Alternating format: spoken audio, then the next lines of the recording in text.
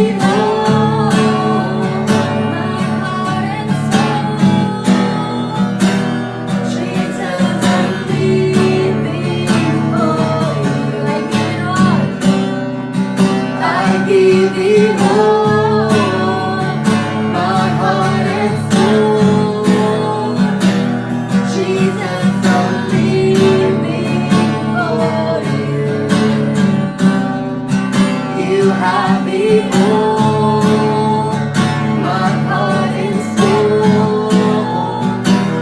Jesus, I'm living for you. Here's my life. Let it be a living sacrifice. All that I am, surrender.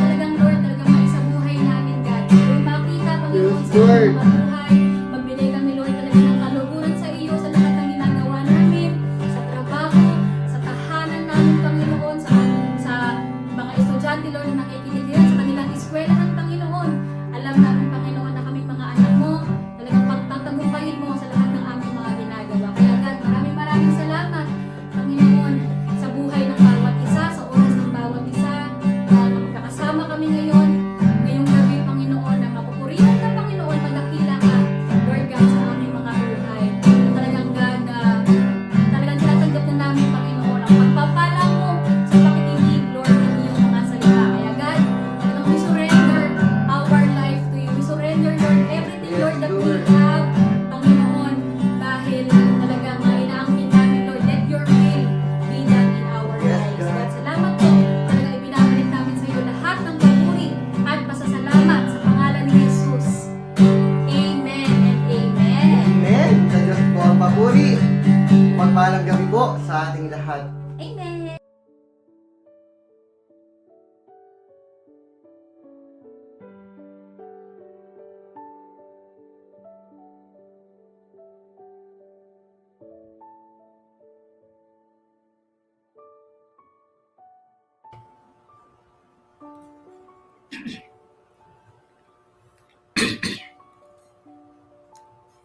Sige na. Sige na. Praise the Lord. Hallelujah. Magandang gabi po sa inyong lahat. At purihin ang Panginoon. Nandito na naman tayo sa gabing ito, sa gabing ito para sa pag-aaral ng salita ng Panginoon. At nagpapasalamat tayo sapagkat dahil sa grasya ng Diyos, nagkakatipon na naman tayo sa kanyang banal na pangalan sapagkat alam natin wala tayong magagawa kung wala ang Diyos.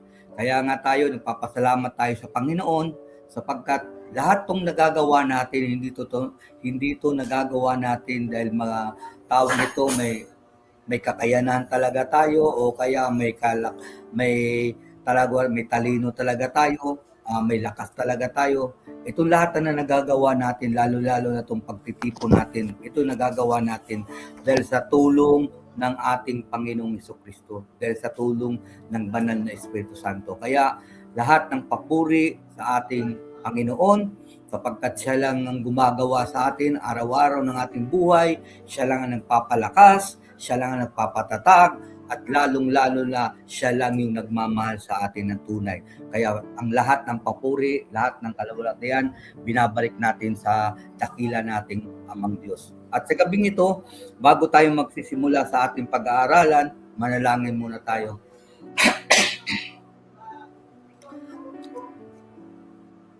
Dakila kong Amang Diyos, sa gabing ito, nagpapasalamat po kami, Panginoon. Lord, pagpalain mo, Panginoon, itong salita mo na aking dadalhin sa gabing ito, Panginoon. Na ito'y maging pagpapala sa aming lahat. Na ito, Panginoon, ay tumimo sa bawat puso namin, Panginoon. Na hindi ito lalabas, Panginoon, na walang mangyayari, Panginoon. Hindi ito lalabas, Panginoon, sa aming puso na hindi kami mababago, Panginoon.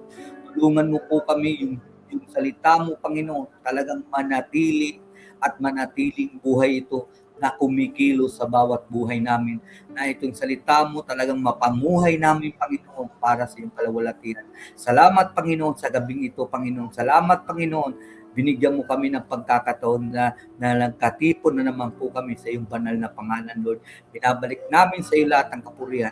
Ano man ang nagawa naming kasalanan, Lord, patawarin mo po kami, Panginoon, at linisin mo, Panginoon, ang bawat puso namin, Panginoon.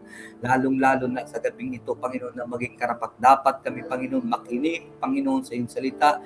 Maging karapat-dapat kami, Panginoon, na tanggapin, Panginoon, ang iyong mga biyaya na inilalaan sa amin sa gabing ito, Panginoon. Salamat, Panginoon.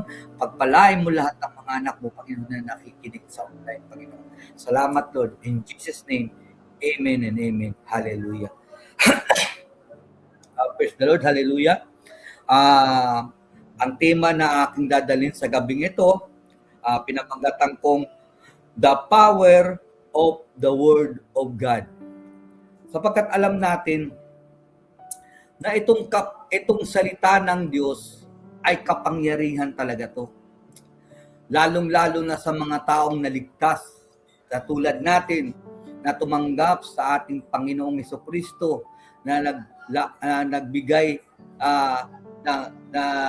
bigay natin yung buhay natin sa Panginoon at naniwala tayo, nanampalataya tayo sa Panginoon. Ito yung nakakapagbigay sa atin ng pag-asa. Tandaan natin, mga kapatid, ang salita ng Diyos ay kapangyarihan talaga. Saan lang to hindi kapangyarihan? Sa mga taong hindi sumusunod sa salita ng Diyos. Pero sa ating mga sumusunod sa salita ng Diyos, sa ating mga naniniwala sa salita ng Diyos, itong salita ng Diyos ay kapangyarihan to. Kaya pinamagatan ko to sa gabing ito, binigyan ko to ng tema, the power of the Word of God. Ang key verse natin makikita sa 2 Timothy 3:16 to 17. Babasahin natin. Lahat ng kasulatan ay isinulat sa pamamagitan ng kapangyarihan ng Diyos at mapapakinabangan sa pagtuturo ng katotohanan, sa pagsasaway, sa pagtutuwid, at sa pagsasanay sa matuwid na pamumuhay. 17. Para maging handa sa lahat ng mabubuting gawa ang naglilingkod sa Panginoon. Ang Diyos ang magpala sa kanyang salita. Dito natin nakikita, kaya tayo naniniwala na ang salita ng Diyos ay kapangyarihan. Kaya nga may pamagat tayo, the power of the Word of God. Bakit tayo naniniwala na ang salita ng Diyos ay kapangyarihan? Sabi nga dito sa 2 Timothy chapter 3 verse 16 to 17, sabi ito, lahat ng kasulatan isinulat sa pamamagitan ng kapangyarihan ng Diyos. Dito natin nakikita, kaya yung salita ng Diyos talagang makapangyarihan sapagkat yung salita ng Diyos, ang Diyos mismo ang nagsulat at sinulat nito sa pamamagitan ng kanyang kapangyarihan. Ibig sabihin lang nito, hindi basta-basta ang sumulat dito. Kaya ito naibigay sa mga apostol, naibigay ito sa mga propeta, hindi dahil sa katilinuhan nila, kung hindi sa kapangyarihan ng Diyos sa pamagitan ng banal na Espiritu Santo. Ginaid sila ng Espiritu Santo at itong kasalita ng Diyos talagang nakakapagbigay pagbabago ng buhay, nakakapagbigay kalakasan sa tao, nakakapag-lift up sa tao, lalo-lalo na yung mga tao nawawalan ng pag-asa, nagkakaroon siya ng pag-asa. Kaya nga, purihin ang ating Panginoon. Sapagkat itong salita na to, hindi lang to basta salita sa ating mga taong nananampalataya sa Diyos. Sapagkat itong salita nito ay may kapangyarihan. Una sa lahat, ano bang kapangyarihan ng salita ng Diyos? Sabi nga dito sa binasa natin sa 2 Timothy 3:16. Sabi nga dito hanggang 17, sabi niya dito, lahat ng kasulatan ay sinulat sa pamamagitan ng kapangyarihan ng Diyos. Ang sabi ng Bible, lahat ng kasulatan isinulat sa pamamagitan ng kapangyarihan ng Diyos.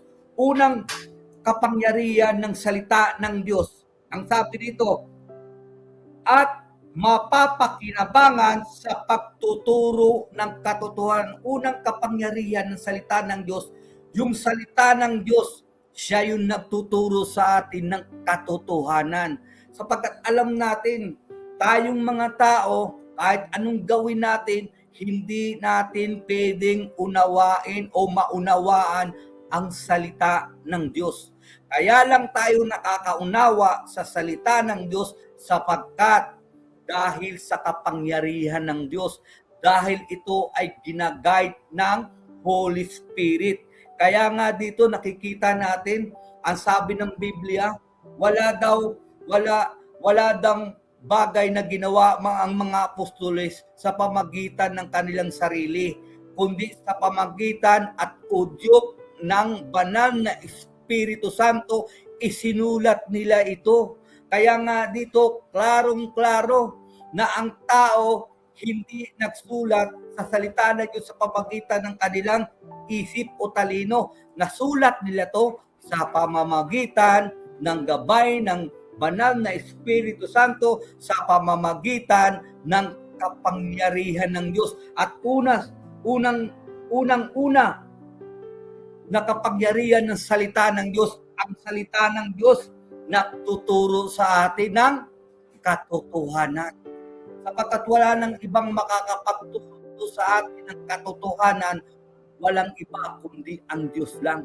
Sapagkat ang Diyos lang ang may kakayanan buksan yung isipan natin na espiritual, buksan yung puso natin na espiritual, at walang makakagawa nun kundi ang Diyos lang. Pangalawa, anong sabi nito? at mapapakinabangan sa sa pagtuturo ng katotohanan at pagsasaway sa matuwid. Pangalawa, ang salita, ang kapangyarihan ng salita ng Diyos. Pangalawa, sabi dito, nagsasaway. Ibig sabihin yung salita ng Diyos, nagtuturo sa atin mamuhay ng tama. Mamuhay na ayon sa kalooban ng Diyos. Sapagkat alam natin, kung walang salita ng Diyos, walang pananampalataya. At kung walang salita ng Diyos, walang pagbabago. Kaya nga nakita natin kung gaano ka makapangyarihan yung salita ng Diyos. Nakita natin yan sa Genesis. Diba? Sabi ng Panginoon, let there be light. Nagkaroon talaga ng ilaw. Diba? Sabi ng Panginoon, magkaroon ng tubig. Nagkaroon ng tubig. Doon natin makikita yung kapangyarihan ng Diyos kumikilos, gumagawa, at nagbibigay himala. Sapagkat ang lahat ng ginawa ng Diyos dito sa mundo, puros yan himala. Pag sinabing himala, hindi kayang gawin ng tao. Diyos lang ang makakagawa. Kaya nga tinawag siyang himala eh. Kaya nga tayo nagpapasalamat tayo sa Panginoon. Bakit? Dahil sa Diyos, nakakaunawa tayo.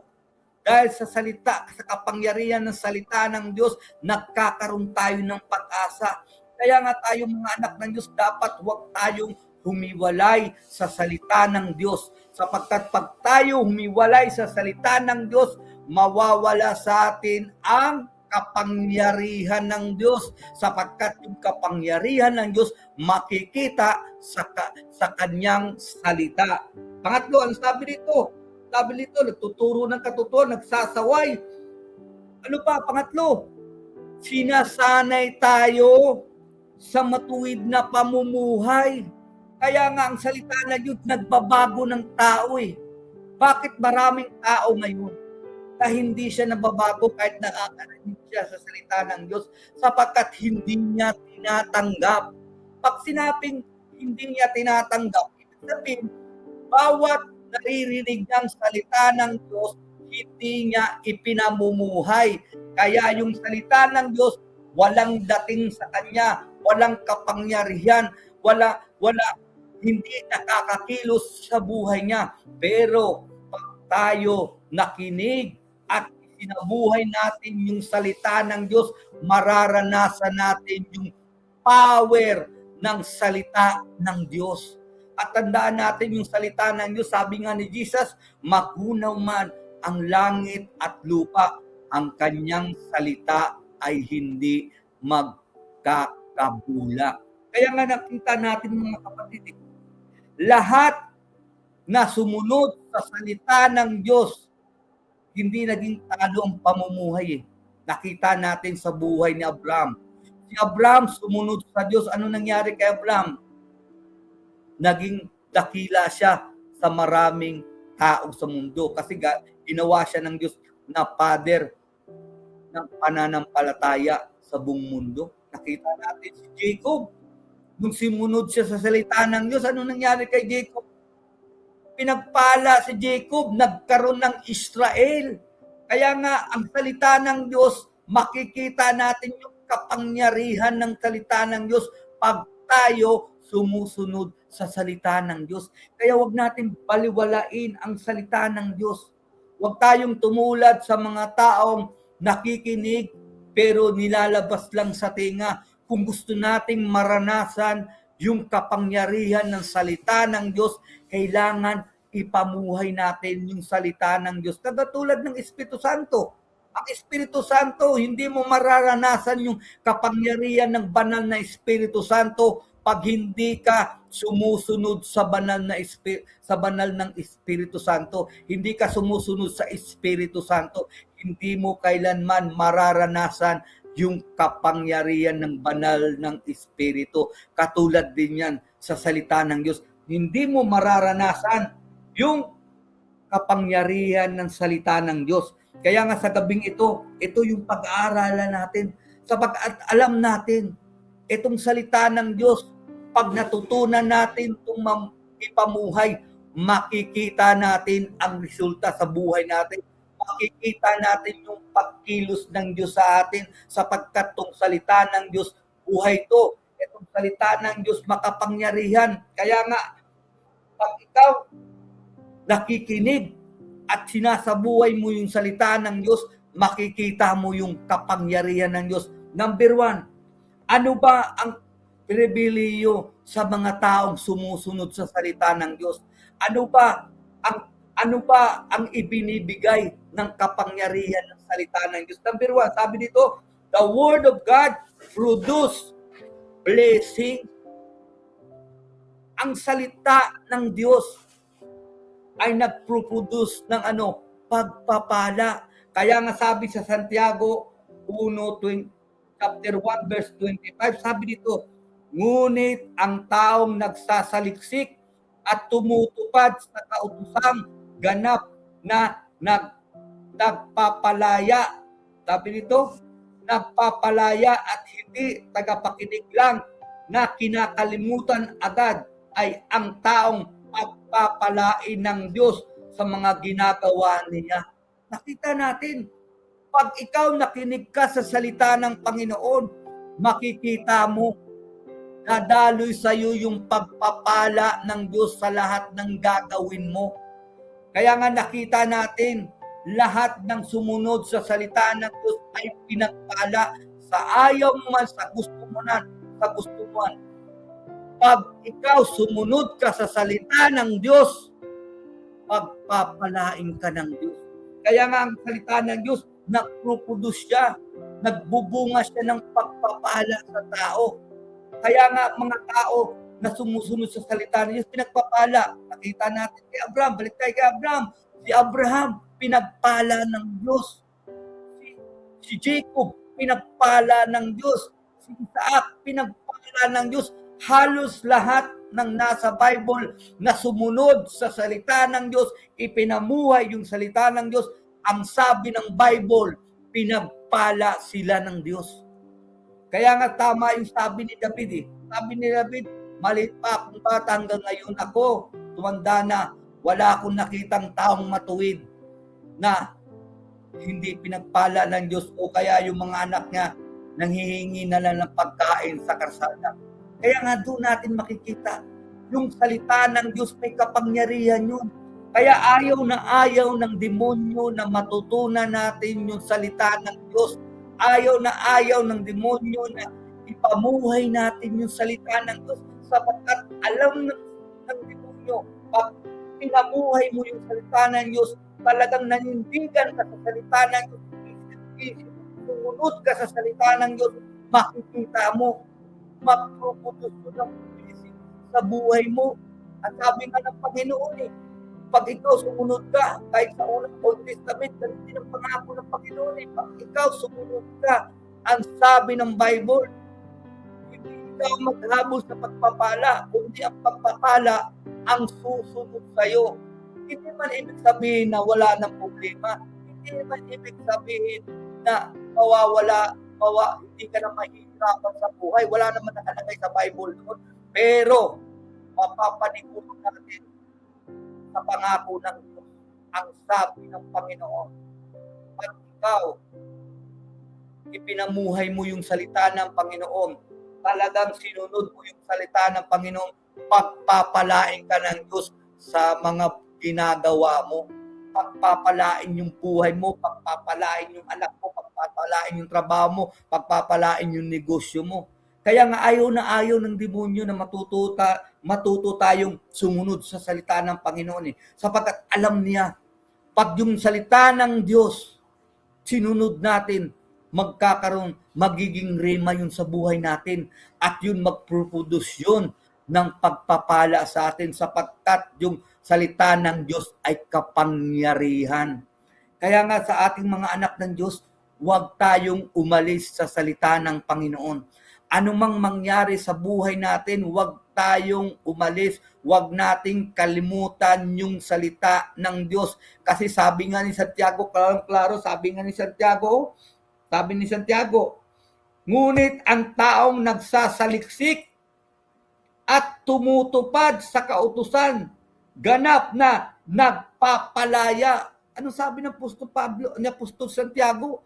Pag ikaw sinaliksik mo yung salita ng Diyos, tinupad mo yung salita ng Diyos, anong sabi ng Panginoon? Sabi ng Bible, magpapalaya yan sa'yo.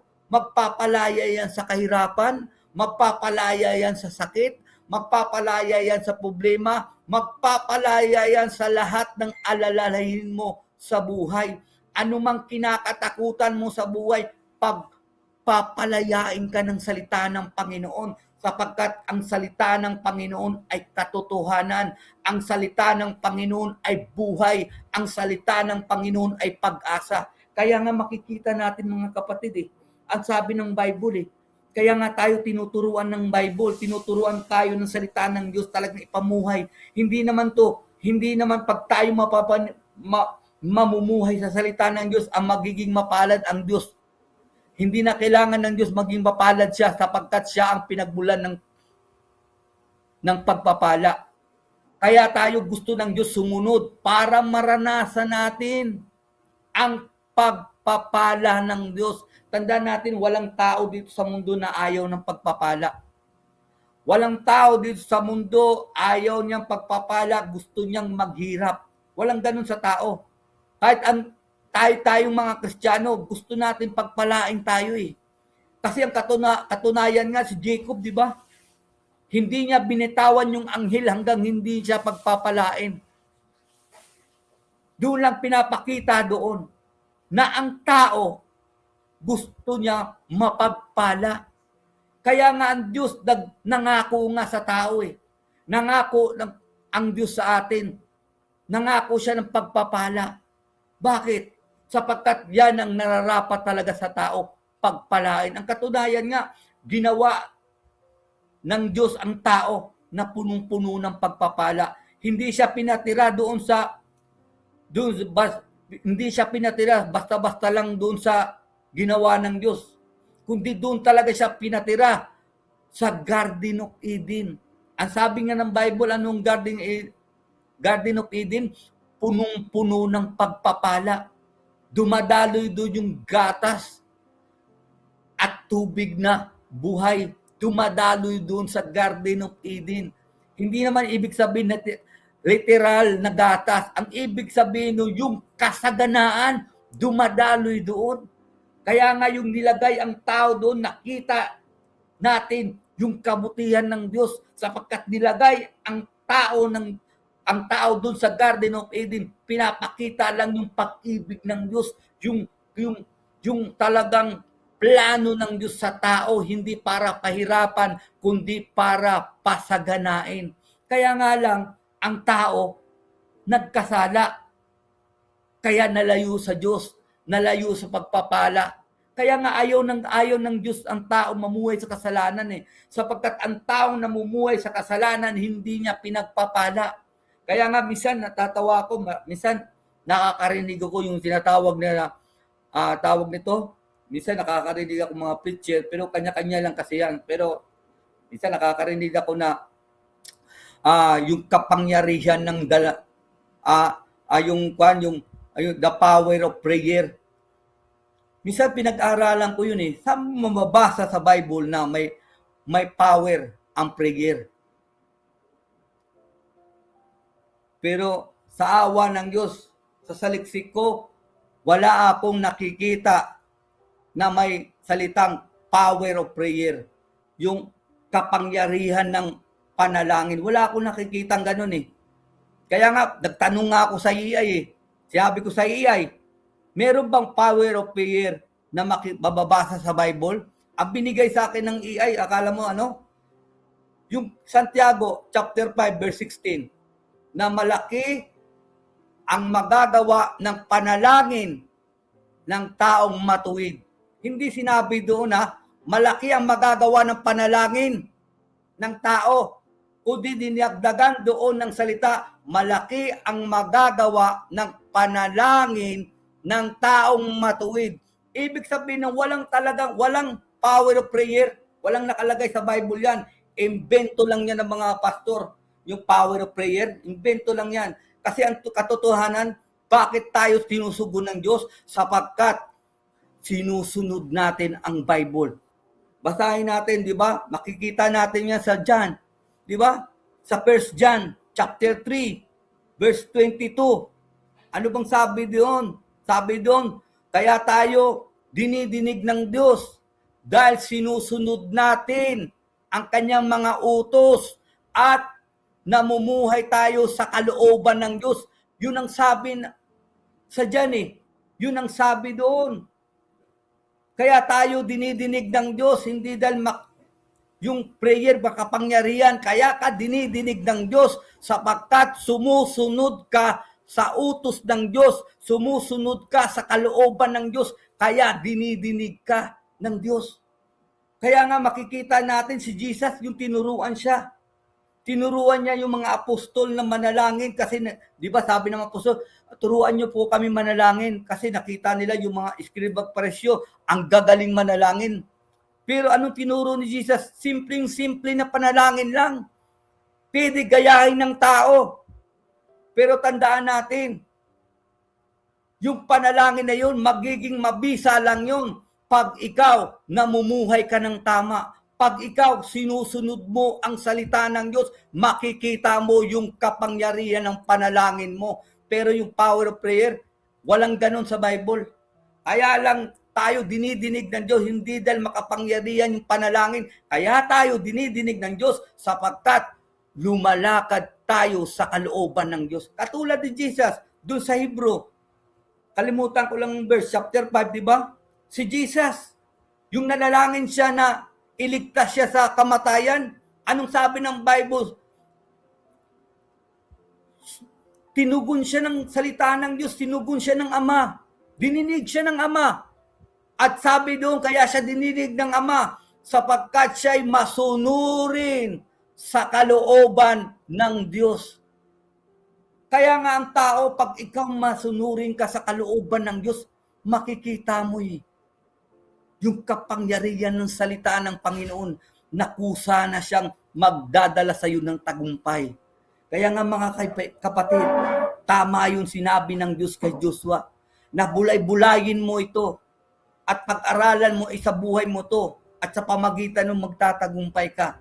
Kaya nga sa buhay ng tao, kung gusto natin maging mabisa yung salita ng Panginoon, kung gusto natin maranasan yung kapangyarihan ng Diyos, kung gusto natin maranasan yung pagpapala ng Diyos, walang iba ang dapat nating gawin. Sumunod tayo sa salita ng Diyos. Pangalawa, ang sabi dito, ang kapangyarihan, the power of the Word of God. The Word of God gives victory.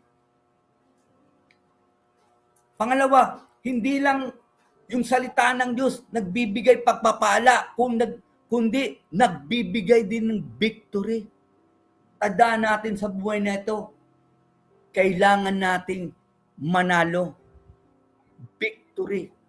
Kaya nga si Jesus, sabi ng Jesus bago siya umakyat sa langit, di ba nakita natin, sabi ni Jesus sa kanyang mga apostol, marami kayong kahirapan dito sa mundo, pero tibayan lang ninyo yung loob ninyo sapagkat dinaig ko na ang sanlibutan. Bakit dinaig ni Kristo ang sanlibutan? Ano bang ginawa ni Kristo na dapat natin tularan? Walang iba, namuhay siya, sumunod siya sa kalooban ng Diyos. Kasi kung si Kristo hindi siya sumunod sa kalooban ng Diyos, lahat ng gagawin niya, hindi makakapagbigay sa atin ng tagumpay. Kaya lang si Kristo nakakapagbigay sa atin ng tagumpay sapagkat si Kristo ipinakita niya ang malaking halimbawa sa buhay niya na dapat sundin ng mga tagasunod niya. Walang iba kung hindi sumunod at mamuhay sa kalooban ng Diyos. At yan ang ginawa ni Kristo. Kaya nga si Kristo sabi niya sa mga apostol niya, anong sabi niya? Marami kayong kahirapan sa mundo, pero lakas niyo ang loob niyo sapagkat pinagtagumpayan ko na ito. Ibig sabihin, lahat ng susunod sa salita ng Diyos, matutulad kay Kristo, magtatagumpay sa mundo. Kaya nga sabi ng Bible, sino ba ang magtatagumpay sa mundo kundi yung mga taong nananampalataya kay Kristo Jesus. Pag sinabing nananampalataya, hindi lang mo pinapaniwalaan ang pagkatao ni Kristo, pati na yung sinasabi ni Kristo, pinapaniwalaan mo. Yun ang tunay na pananampalataya. Kaya nga nakita natin yung salita ng Diyos, pag yan nilakaran mo, isa pamuhay mo, anong mangyayari sa iyo? Ihahatid ka niyan sa victory. Bakit ka ihahatid sa victory? Sapagkat sinunod mo yung salita ng Diyos. Kaya nga sabi ng Diyos kay Joshua, sabi niya dito sa Joshua chapter 1 verse 7, sabi nito, basta magpakatatag ka lang at magpakatapang. Sundin mong mabuti ang lahat ng kautusan na ibinigay sa iyo ng lingkod kong si Moses at huwag mo itong kalilimutan para magtagumpay ka sa lahat ng ginagawa mo. Anong sikreto na magtagumpay sa buhay?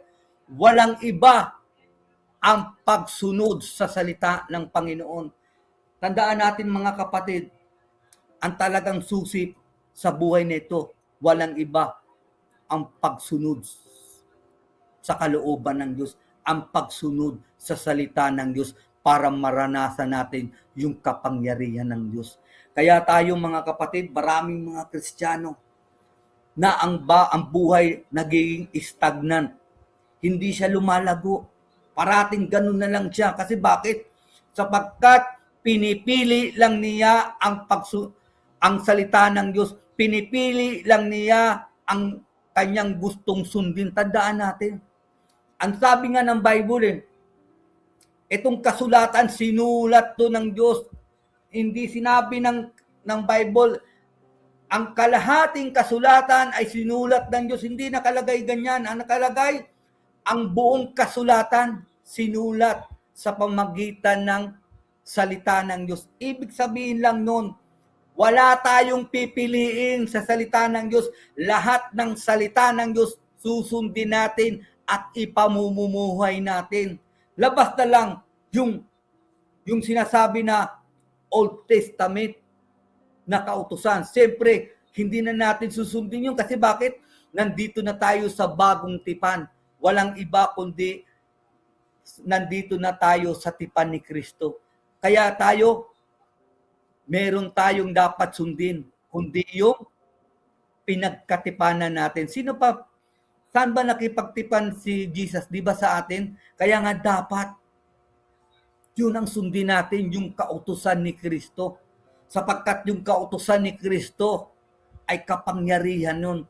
Kaya maraming mga Kristiyano na hindi nararanas yung tagumpay sa buhay sapagkat hindi sumusunod sa salita ng Diyos Sapagkat ang salita ng Diyos hindi siya sinungaling.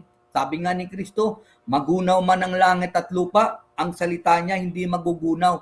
Ibig sabihin, lahat yung salita niya ay magkakatotoo. Saan magkakatotoo yun? Sa mga taong pinamumuhay ang salita ng Diyos. Kaya nga dito makikita natin, hindi lang ang salita ng Diyos nagproduce ng pagpapala, kundi nagproduce to ng tagumpay. Kaya anumang laban sa buhay, pag ikaw sumusunod ka sa salita ng Diyos, tandaan mo yan, hindi ka pababayaan ng Diyos at talagang ang Diyos ang makikipaglaban sa iyo. Yun lang ang kasarapan.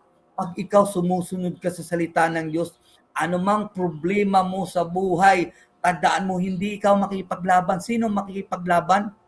Ang Diyos Kaya nga sabi ng Panginoon, walang problema na dumating sa inyo na hindi nyo kaya sapagkat lahat ng problema na inalaw ng Diyos sa atin ay kaya natin. Bakit kaya natin? Kung babasahin natin yung 1 Corinthians chapter 13 verse 13, 1 Corinthians chapter 13 verse 13, pinapakita lang doon.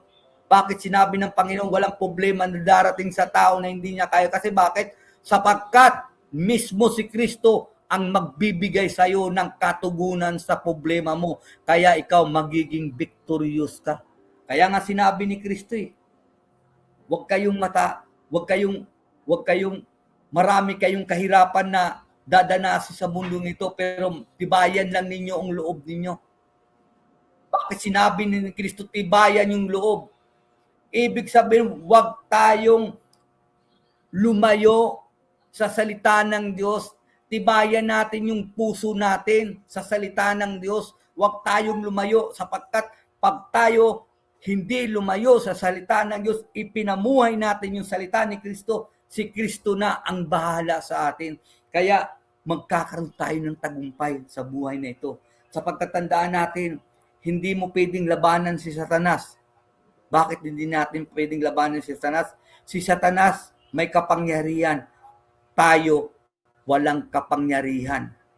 Pero, yung tinanggap natin si Kristo, tayo ay binigyan ng kapangyarihan ng Diyos. At tandaan natin yung kapangyarihan ng Diyos ibinigay sa atin. Ang sabi ng Bible, kahit pa yung tawag nito, pintuan ng Hades, hindi kayang wasakin. Hindi niya kayang wasakin yung binigay sa atin ng Panginoon. Kaya nga, yung doon lang makikita natin yung kapangyarihan na binigay sa atin ng Panginoon. Sobrang dakila. Bakit sobrang dakila? Sapagkat yung kapangyarihan na yun, hindi basta-basta kapangyarihan yun, kundi kapangyarihan yun ng ating Panginoong Diyos na nasa langit. Kaya nga, napakapapalad tayo eh.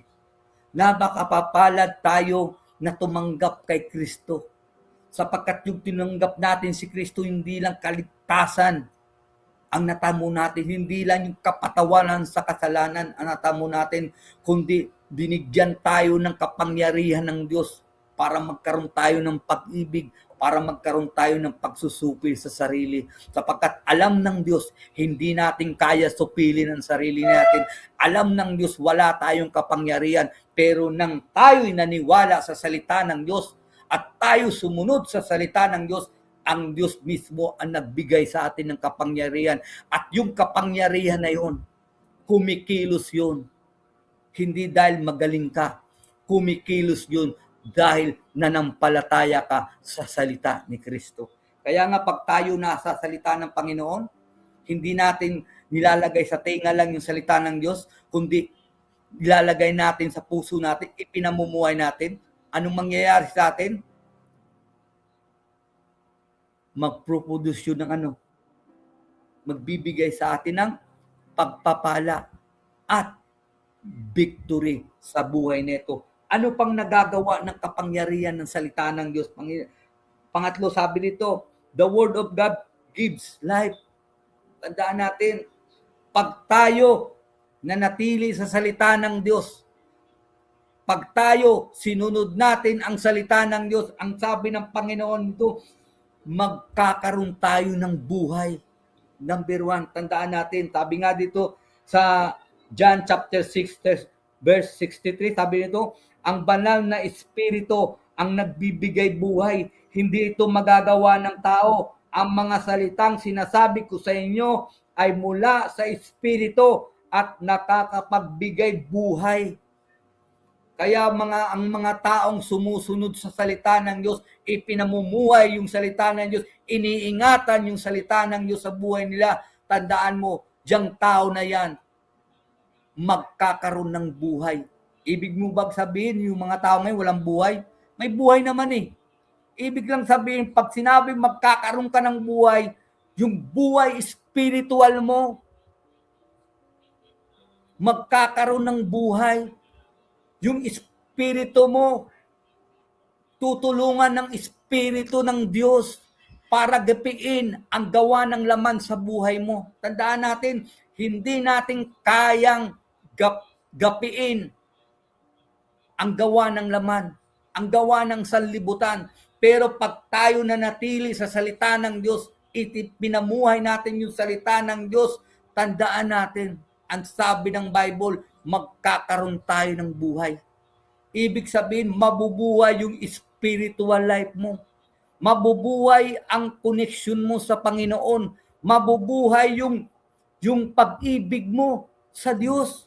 Kasi maraming mga tao ngayon, naglilingkod sa Diyos na hindi na masaya. Naglilingkod sa Diyos na wala ng pag-ibig. Bakit nila nararanasan yun? Parang wala na silang buhay sa paglilingkod nila. Bakit? Sapagkat yung salita ng Diyos binaliwala nila sa buhay nila. At ang tao na nagbibigay halaga sa salita ng Diyos, talagang pinamumuhay yung salita ng Diyos, tandaan natin, yung buhay natin na spiritual, yun ang mamamayagpag sa gawa ng laman. Kaya nga sabi ng Panginoon, manalangin kayo, sapagkat ang espiritu willing, pero yung laman mahina. Gusto mong mabuhay yung espiritu at mamatay yung laman mo? Anong gawin mo? Dapat gawin? Ipamuhay mo yung salita niyo, sumunod ka. Sapagkat pag sinunod mo yun, binulay-bulay mo yun, tandaan natin, yun ang sikreto ng tagumpay ng buhay, yun ang sikreto ng pagpapala, yun ang sikreto ng buhay, na totoong buhay. Tandaan natin mga kapatid, hindi lahat buhay ngayon sa mundong ito ay buhay. Maraming buhay na patay. Kaya kung gusto nating mabuhay tayo na hindi parang patay, kailangan yung salita ng Diyos, ingatan natin. Sapagkat yung kapangyarihan ng salita ng Diyos, nagproduce yun ng buhay. Hindi yun nagproduce ng kamatayan, kundi nagproduce yun ng buhay. Pag yung buhay mo, buhay espiritual mo ay mabuhay, tandaan mo, magiging maapoy ka sa paglilingkod. Magiging yung pag-ibig mo sa Diyos, lumalago. Hindi ka na napipilitan pumunta ng simbahan. Hindi ka pupunta ng simbahan na hindi ka nagagalak. Matutulad ka kay David. Ang sabi nga ni David, ang kaligayahan niya ang pagpunta doon sa templo ng Diyos. Ang kaligayahan niya paglingkuran ng Diyos. Bakit sinabi ni David yun? Sapagkat yung buhay Kristiyano niya, yung buhay spiritual niya, talagang buhay na buhay. Bakit buhay na buhay? Sapagkat yung salita ng Diyos, iningatan niya sa puso niya at talagang sinusunod niya araw-araw sa buhay niya. Kaya nga si David, bagamat si David may kamalian sa buhay, pero nakita natin si David hindi pinabayaan ng Panginoon. Sapagkat yung mga taong sumusunod sa kalooban ng Panginoon, hindi pinababayaan ng Panginoon. Pang-apat, sabi dito, yung salita, the power of the word of God. Anong nabibigay pa ng power of the word of God? Sabi dito, word of God bring spiritual growth. Yung salita ng Diyos nagbibigay ng paglago sa espiritu. Maraming mga tao ngayon hindi lumalago sa espiritu. Bakit? Sapagkat hindi ipinamumuhay yung salita ng Diyos. Hindi lumalago. Kasi yung mga tao na hindi pinamumuhay yung salita ng Diyos, kahit anong gawin nila, hindi sila lalago spiritually. Sapagkat yung mga tao lang ang lumalago, yung mga tao lang sumusunod sa salita ng Diyos.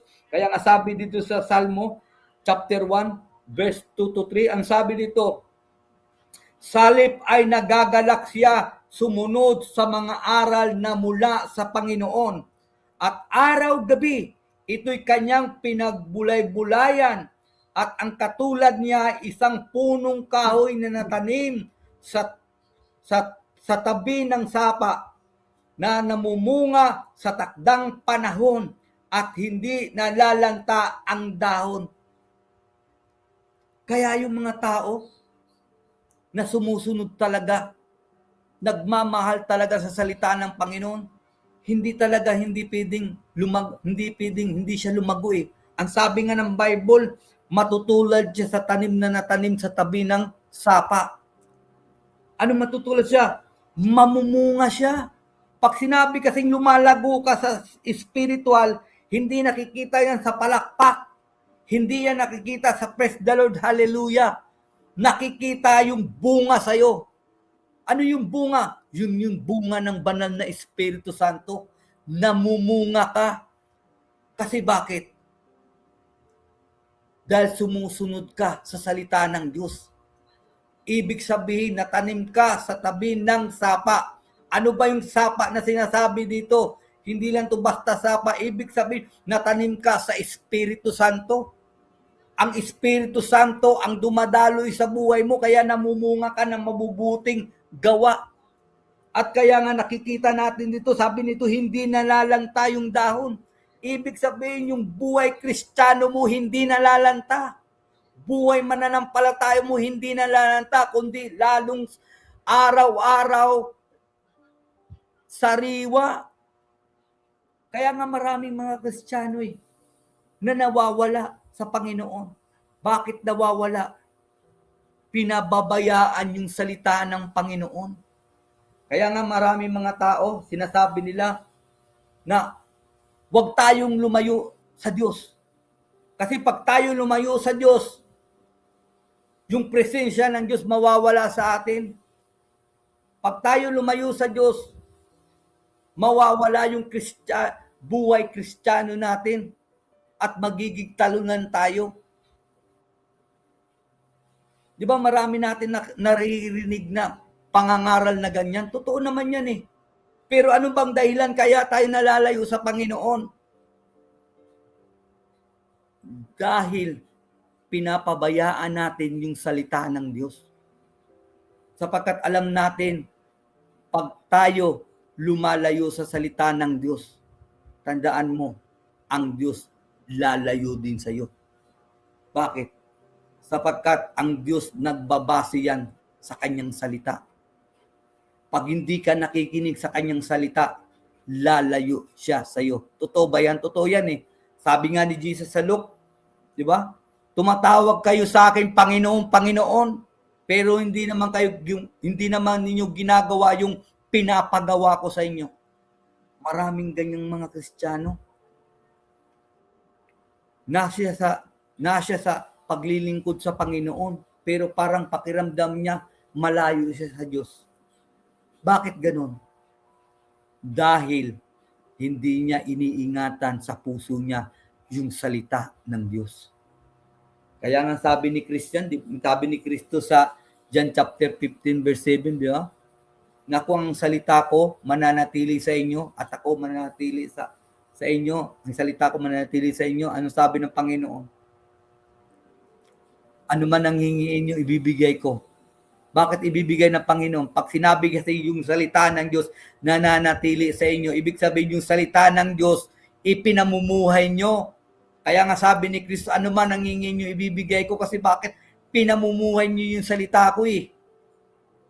Kaya nga yung mga taong mga anak ng Diyos, nakita natin pag manalangin, dinidinig ng Panginoon, hindi dahil makapangyarihan ng panalangin nila, kung hindi dahil sa pagsunod nila, dahil sa pamumuhay nila. Yung pamumuhay nila talagang sinusunod nila yung guide ng salita ng Diyos.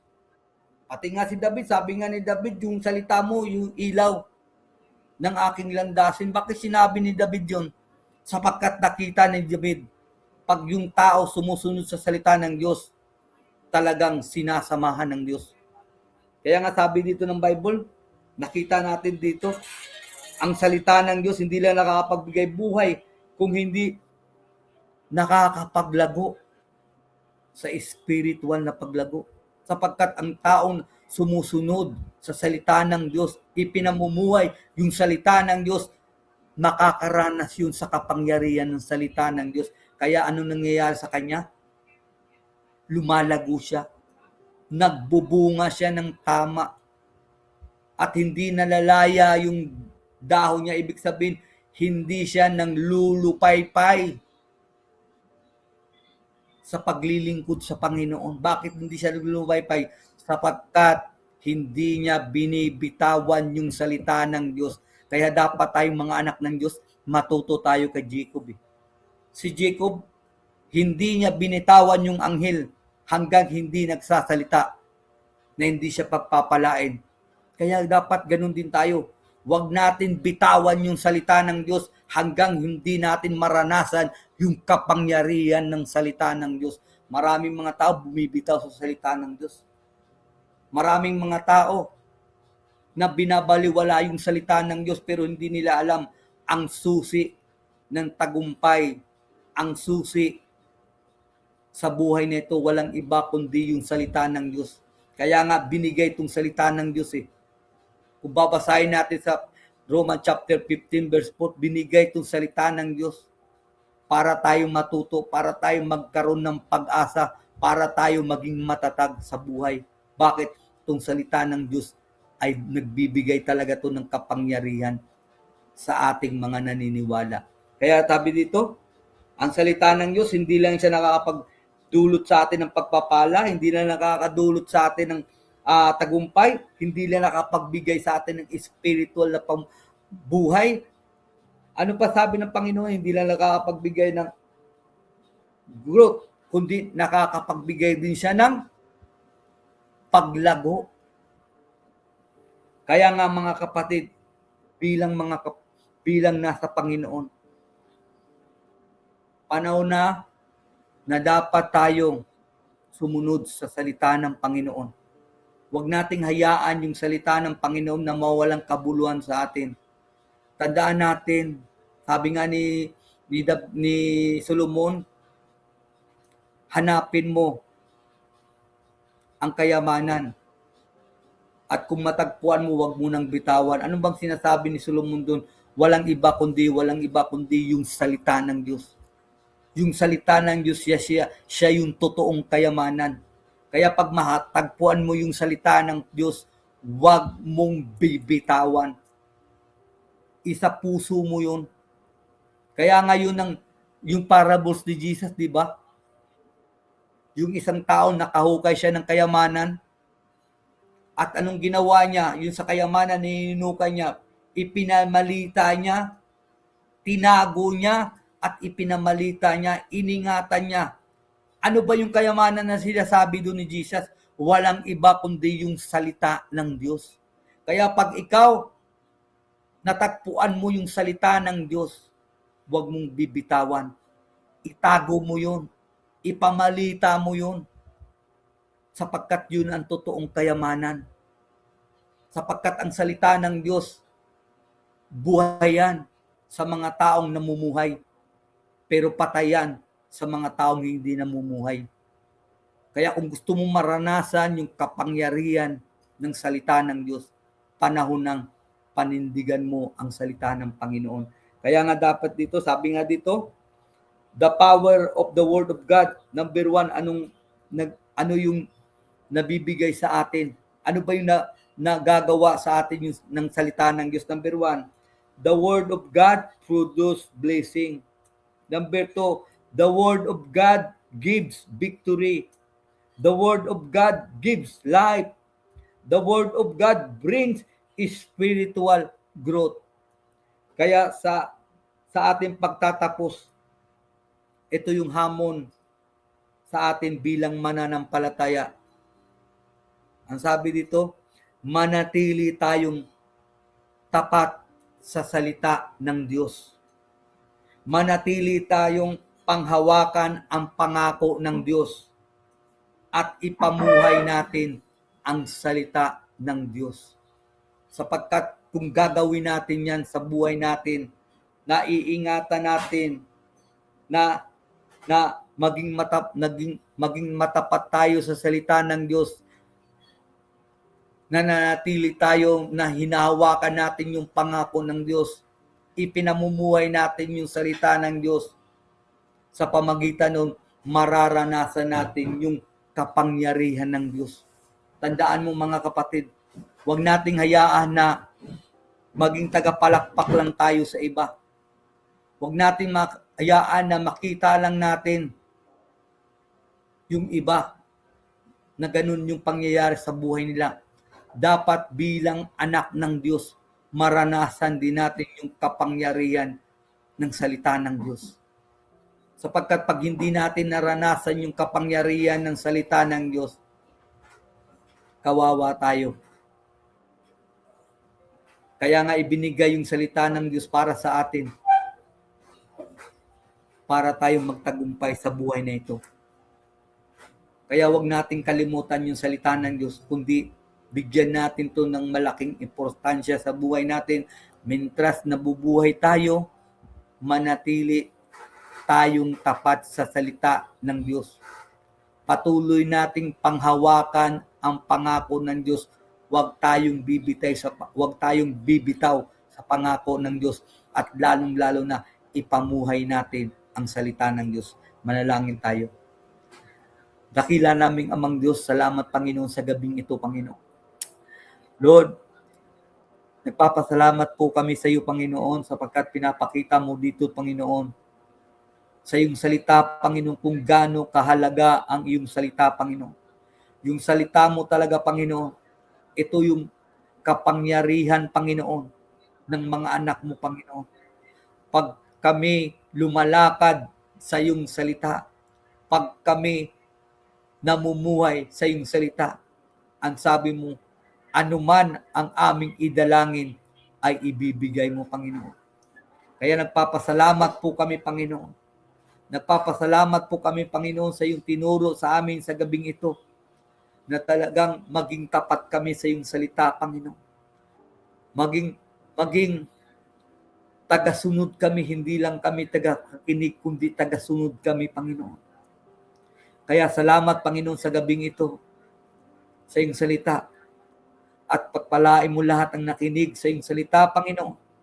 Na sa araw-araw ng aming buhay talaga, Panginoon, na yung salita mo masa puso namin at masa buhay namin. Maraming salamat po sa gabing ito. In Jesus' name, amen and amen. Hallelujah.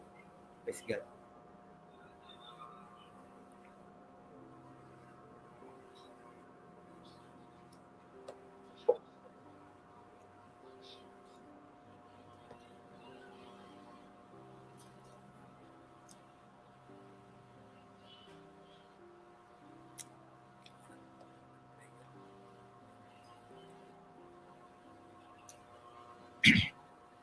Walang, nalaman lang tayo. Na? Okay. Dakila ko Amang Diyos, salamat Panginoon, sa gabing ito, Panginoon, lumalapit po kami sa iyo. Lord, sa gabing ito, tinataas ko, Panginoon, lahat ng mga anak mo, Panginoon, sa Word of Faith Ministry, Panginoon. Patuloy mong pagpalain lahat ng mga anak mo, Panginoon, sa Word of Faith Ministry, Panginoon. Patuloy mong gabayan lahat ng mga anak mo sa Word of Faith Ministry, Panginoon. Lord, tulungan mo po kami, Panginoon, na talagang makapamuhay kami sa iyong salita, Panginoon. Tulungan mo po kami, Panginoon, na talagang maghari sa puso namin, Panginoon, at sa isip namin, at sa buong pagkatao namin, walang iba kundi yung salita mo, Panginoon. Na hindi lang kami, Panginoon, tagapakinig, Panginoon, talagang mapasabuhay namin yung salita mo, para maranasan namin, Panginoon, ang iyong kadakilaan. Para maranasan namin, Panginoon, ang iyong kapangyarihan, Panginoon. Sapagkat itong salita, Panginoon, na galing sa iyo, ibinigay mo sa amin, Panginoon, hindi para lang matuto kami, Panginoon, kundi para na amin itong maranasan ang kapangyarihan nito, Panginoon. Kaya pagpalain mo lahat ng mga anak mo na nakinig sa gabing ito. Pagpalain mo ang bawat buhay nila, Panginoon, lalong-lalo na, Panginoon, sa mga problema, Panginoon, na dinadanasan ng mga anak mo, Panginoon. Sapagkat alam namin, Panginoon, dito sa mundo nito, sabi mo nga, talagang dadanas kami ng kahirapan. Pero, ang sabi mo rin, lakasan namin ang loob namin, Panginoon, sapagkat pinagtagumpayan mo na mundo, Panginoon. Kaya tiwala po kami, Panginoon, anuman problema na dumating sa amin, Panginoon, na ito'y, Panginoon, tutupulin mo. Anumang gawa ng kaaway, Panginoon, na gagawin sa amin, Panginoon, alam namin na ito'y wawasakin mo sa pangalan ni Jesus. Anumang sakit ang mararanasan namin, alam namin, Panginoon, ay gagaling kami, Panginoon, sapagkat binayaran mo na to 2,000 years ago, Panginoon. Kaya, Lord, pagpalain mo lahat ng mga anak mo, Panginoon, na sa may karamdaman, Lord, pagpalain mo, pagalingin yung mga anak mo, Panginoon, na kinakapos, Panginoon, sa kanilang pangangailangan. Tugunin mo, Panginoon, ano man ang pangangailangan nila sa buhay. Yung mga anak mo, Panginoon, na nanghihina, Panginoon, palakasin mo sila, Panginoon, sa kanilang paglilingkod. Yung mga anak mo, Panginoon, na natatangay na ng mundong ito, Panginoon, Hawakan mo sila, Panginoon. Tulungan mo sila, Panginoon, na makabalik ulit sila, Panginoon, sa iyong harapan, Panginoon. At tulungan mo sila, Panginoon, na maging matatag sila, Panginoon. Lalong-lalo na tulungan mo sila, Panginoon, na ipamuhay yung salita mo, Panginoon. Kaya, Lord, ikaw na bahala sa lahat ng mga anak mo, Panginoon. Kaya, Lord, ikaw na bahala, Panginoon, na gumabay, pumatnubay sa amin, tumulong sa amin, Panginoon. At alam namin, Panginoon, na hindi mo kami pababayaan sapagkat yan ang pangako mo, Panginoon. Lord, tinataas ko, Panginoon, ang mga pastor namin sa Word of Faith Ministry. Sila Pastor Romy, Panginoon. Sila Pastor Ning. Ako, Panginoon. Ganun din ang mga kamanggagawa namin mga ngaral, Panginoon, sa Word of Faith Ministry, Panginoon. Ganun din ang mga kapatid namin, Panginoon, na workers sa Word of Faith Ministry, Panginoon. Patuloy kang kumilos sa bawat buhay namin, Panginoon. Huwag mong hayaan, Panginoon, sa aming buhay, Panginoon, sa aming paglilingkod sa iyo, Panginoon, na maglingkod kami, Panginoon, sa iyo. Dahil, Panginoon, na nakaprograma na, Panginoon, kundi maglilingkod kami, Panginoon, sa iyo, Panginoon, na punong-puno ng pagmamahal, punong-puno, Panginoon, ng pagsunod sa iyong kalooban, Panginoon. Bagamat mahirap ito, Panginoon, para sa amin, Panginoon, pero alam namin sa iyo walang mahirap, Panginoon. Ikaw ang nangako, Panginoon. Pag kami susunod sa iyo, pag kami lalakad kami sa iyong salita, ang pangako mo sa amin, hindi mo kami pababayaan, Panginoon. Kaya, Lord, pagpalain mo lahat ng workers mo, Panginoon. Ganun din, Panginoon, pagpalain mo, Panginoon, ang bawat pastor namin, Panginoon. Lalong-lalo na yung mga kalusugan nila, Panginoon. Kalusugan nila, Pastor Ning, Panginoon. Ikaw na kita, Panginoon, sa kanyang kalusugan, Panginoon. At alam ko, Panginoon, hawak mo ang buhay niya, Panginoon. At alam ko, Panginoon, na patuloy kang kumikilos sa kanyang buhay at patuloy ka nagpapalakas, Panginoon, sa kanyang mga organ, Panginoon, sa katawan, Panginoon. At alam ko, Panginoon, hindi mo siya pinababayaan sapagkat yan ang pangako mo, Panginoon, sa lahat na naglilingkod sa iyo, Panginoon. Hindi kami maglilingkod na wala kaming matatanggap, Panginoon. Yan ang sabi mo, Panginoon. Sabi mo nga, Panginoon, wala nag-iwan sa anak, kapatid, o sa bahay na hindi tatanggap ng pagpapala dito sa mundong ito, Panginoon. Kaya natitiyak namin, Panginoon, na kaming lahat na sumusunod sa iyo, Panginoon, ang pangako mo sa amin ay pagpapalain mo po kami, Panginoon. Hindi lang pagpapalang material, Panginoon, hinihingi namin, Panginoon, kundi ang pinahingi namin pagpapalang spiritual, Panginoon, na hindi lamang dito sa mundo ito yun, kundi hanggang sa pagdating mo, hanggang sa langit, Panginoon, itong pagpapalang spiritual, Panginoon. Kaya, Lord, pagpalain mo po kami sa spiritual na buhay, Panginoon. Lalo kaming mapalapit sa iyo, Panginoon. Lalo pa po kami matuto magmahal sa iyo, Panginoon. Lalo na maging matapat kami sa iyo, Panginoon. Ikaw, Panginoon, pumilis sa amin, Panginoon. Kaya salamat, Panginoon, sa lahat ng ginagawa mo sa bawat buhay namin. Pagpalain mo rin, Panginoon, lahat ng mga kapatiran ko sa Word of Faith, Panginoon, na nagsisimba, Panginoon, sa Word of Faith Ministry. Pagpalain mo silang lahat, Panginoon. Gabayan mo silang lahat, ingatan mo silang lahat, at iligtas mo silang lahat sa lahat ng gawa ng kaaway, sa lahat ng problema, Panginoon, sa lahat ng sakit, iligtas mo silang lahat, Panginoon, at patuloy mo silang gabayan, Panginoon. Lord, salamat sa gabing ito, Panginoon, na pinagtipon mo po kami. Pagpalain mo, Panginoon, sila Jenjen, Panginoon. Ganun din si Brother Jake, Panginoon. Pagpalain mo na sa malalapit na panganganak ni Jenjen, Panginoon. Samahan mo siya, Panginoon. Ingatan mo siya, Panginoon. Napapayapa at ligtas siyang manganganak, Panginoon. At patuloy kang kumilos sa bawat buhay ni Jenjen, lalo-lalo sa kanyang anak, Panginoon. Ingatan mo at palusugin mo ito sa kanyang tiyan, Panginoon. Na sa paglabas dito, Panginoon, walang problema, Panginoon.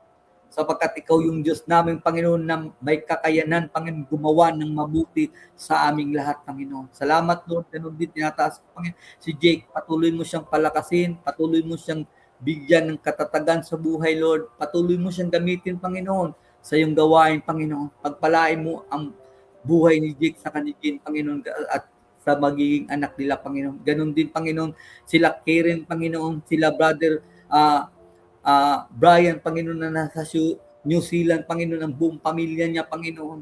Ingatan mo sila. Pagpalain mo sila, Panginoon, lalo-lalo sa pagpapalang espiritual, Panginoon. At itali mo sila sa pag-ibig, Panginoon. At ikaw, Panginoon, ang magpagitna sa kanilang pagsasama, Panginoon. Pagpalain mo sila, Panginoon, at patuloy mo silang gamitin, Panginoon. Ganun din tinataas ko si Sister Joy, Panginoon, si Brother Oni, Panginoon. Patuloy mong pagpalain si Brother Oni, Panginoon. Patuloy mong papapalain si Joy, ganun si Rina, Panginoon. Yung mga kapatid nila Joy, Panginoon, sila Brother Paulo, Panginoon, sila Titit, Panginoon, sila Lady, sila Pastor Jesly, kanyang asawa, kanyang anak, Panginoon, ang buong pamilya nila, Panginoon, pagpalain mo, Panginoon, at patuloy kang kumilos sa bawat buhay nila, Panginoon. Ingatan mo sila, lalo-lalo na sa lahat ng gawa ng kaaway, Panginoon. Iligtas mo sila, Panginoon. Ganun din tinataas ko, Panginoon, si Aji, Panginoon. Ganun din si Jonah, Panginoon. Ganun din yung anak nila, Panginoon, si Zion, Lord. Pagpalain mo sila, Panginoon, doon sa Qatar, Lord. Ingatan mo sila, Panginoon. Alam namin kahit malayo sila, Panginoon, pero ikaw, Panginoon, walang malayo sa iyo, walang malapit sa iyo, Panginoon, sapagkat itong mundo, Panginoon, ay napuno po. Kaya mo itong punuin, Panginoon, sapagkat ikaw yung dakila ng mundo. Sabi mo nga, ang langit ay upuan mo at ang itong sanlibutan ay tungtungan lang ng paa mo, Panginoon. Kaya patuloy mong ingatan sa IG, Panginoon, sa Jonah, at patuloy mo silang gamitin, Panginoon, doon sa lugar, Panginoon, kung saan mo sila ilagay, Panginoon. Pagpalain mo silang lahat, Panginoon. Pagpalain mo yung kalusugan nila. Pagpalain mo ang kanilang trabaho. Pagpalain mo sila, Panginoon, sa araw-araw, Panginoon. Ganun din tinataas ko sila, Brother Alex, Panginoon, sila Sister J, Panginoon. Pagpalain mo sila, Panginoon. Ganun din, Panginoon, ang kanilang anak, Panginoon. Ang buong pamilya nila, Panginoon. Pagpalain mo at ingatan mo sila, Panginoon. Patuloy mo silang patatagin sa kanilang paglilingkod, Panginoon. At patuloy kang kumilos sa bawat buhay nila, Panginoon. Ingatan mo sila, Panginoon, sa lahat ng gawa ng tao. Ganun din tinataas ko si Brother Romano, Panginoon. Si Sister Ruth, Panginoon, at ang buong pamilya nila, Panginoon. Ingatan mo sila, Panginoon. Patuloy kang kumilos sa bawat buhay nila, Panginoon. Lalo-lalo na si Brother Romano, Panginoon. Nakasama ko, Panginoon, sa Word of Faith Manila, Panginoon, sa pangangalan mo, Panginoon. Patuloy mo siyang bigyan ng kalakasan. Patuloy mo siyang patatagin, Panginoon, sa kanyang pananampalataya, Panginoon. Patuloy mo siyang gamitin, patuloy mo siyang pagpalain, bigyan mo siya ng wisdom, knowledge, Panginoon. Lalo na sa iyong salita, Panginoon. Lord, ikaw, Panginoon, ang bahala kay Brother Romano. Pagpalain mo siya, Panginoon. At palaguin mo siya, Panginoon, sa iyong kalooban, Panginoon. Salamat sa buhay ni Brother Romano. Salamat sa buhay ni Sister Romano. Salamat, Panginoon, sa kanila, Panginoon. At patuloy mong i-bless ang yung buhay nila, Panginoon. Ganun din tinataas sila Sister Mila, Panginoon. Sila Biji, sila Osak, Panginoon. Lord, ingatan mo sila, Panginoon.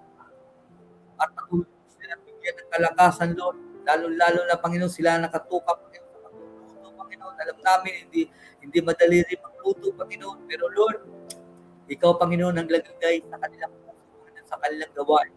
Kaya pagpalain mo sila, Panginoon. Pagpalain mo, Panginoon, lahat ng member, Panginoon, ng Word of Faith Ministry, Panginoon. Ingatan mo lahat ng mga anak mo, Panginoon, sa Word of Faith Ministry. Itali mo po kaming lahat, Panginoon, simula Alamino, San Pedro, at Manila. Itali mo po kaming lahat, Panginoon, sa pag-ibig, sa pagkakaisa, Panginoon.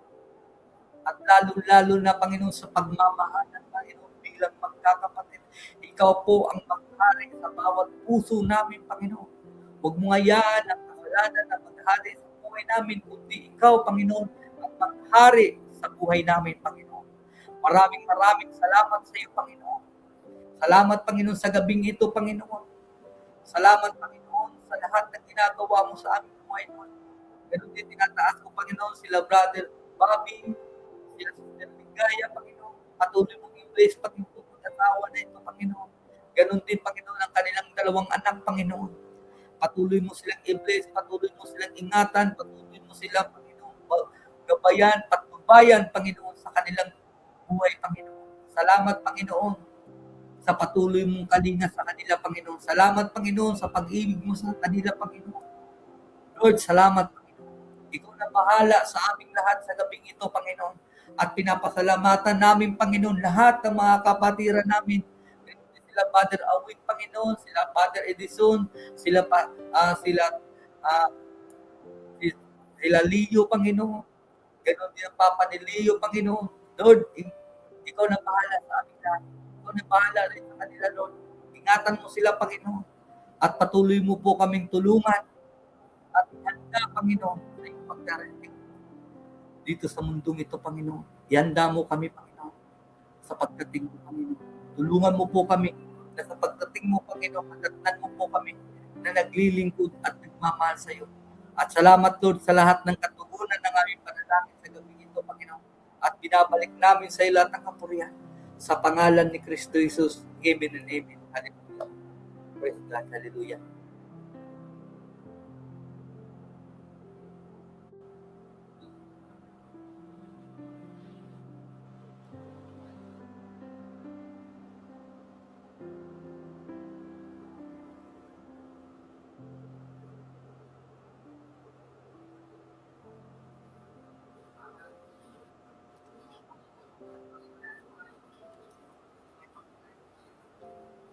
Hallelujah.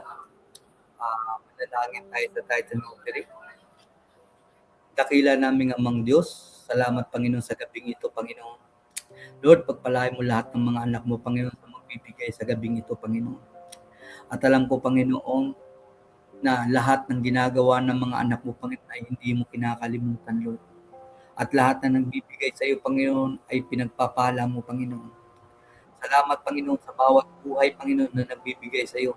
Hindi yan nagbibigay sa church, Panginoon, kundi nagbibigay yan sa iyo, Panginoon. At anumang ginagawa nila, Panginoon, ay susiklian mo lahat ng ginagawa nilang kabutihan, Panginoon. Pagpalain mo sila, Panginoon. Pagpalain mo ang kanilang buong pamilya. Pagpalain mo ang kanilang mga anak. Pagpalain mo ang kanilang mga negosyo. Pagpalain mo ang kanilang mga trabaho, Panginoon. At patuloy ka, Panginoon, magpatagana sa bawat buhay nila, Panginoon. Salamat, Panginoon. At pinapasalamatan namin kung kaloob na ito. Sapagkat lahat ng meron kami, Panginoon. At ina yung binibigay namin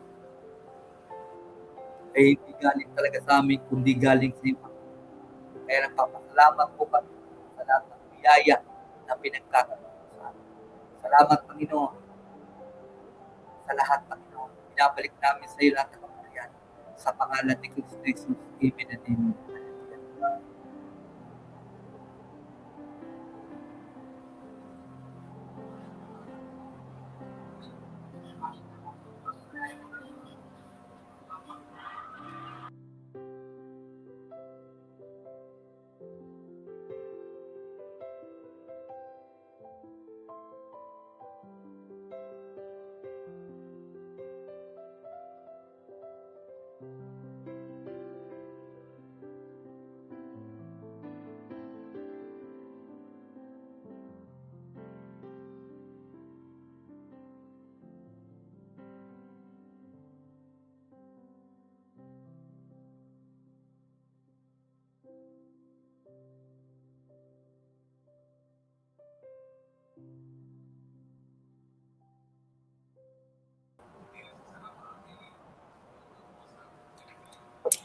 Hallelujah. Manalangin tayo sa ating benediction sa gabing ito. Dakila naming amang Diyos, salamat, Panginoon, sa gabing ito, Panginoon. Salamat, Panginoon, sa opportunity, Panginoon, na pinagkaloob mo sa amin na nakatipong kami sa iyong banal na panangalan, Panginoon. At lahat ito nagawa namin sa tulong mo, Panginoon. Kaya, Lord, pinupuri ka namin, pinapasalamatan ka namin, at binabalik namin sa iyo lahat ng kapurihan, Lord. Salamat, Panginoon, sa gabing ito. Lord, sa aming pagtatapos sa gabing ito, Lord, pagpalain mo po kaming lahat, Panginoon. Lalo-lalo na sa aming pagtulog sa gabing ito. Pati na yung mga kapatid namin, Panginoon, na uuwi pa lang sa kanilang mga tahanan, Lord, pagpalain mo, Panginoon. At ingatan mo po kaming lahat, Panginoon, sa gabing ito. Ingatan mo ang buong pamilya namin, Panginoon, sa gabing ito. Mga pamilya namin, ingatan mo, Panginoon. At salamat, Panginoon, sa gabing ito. At salamat, Panginoon, sa lahat ng pagpapala na pinagkaloob mo sa amin sa gabing ito, Panginoon. Ang iyong pagpapala, ang iyong pag-ibig, ang iyong kapangyarihan, at ang banal na Espiritu Santo mo sa aming lahat sa pangalan ni Kristo Jesus naming Panginoon na tagapagligtas. Amen and amen. Hallelujah. Magandang gabi po sa inyo lahat. To God be the glory.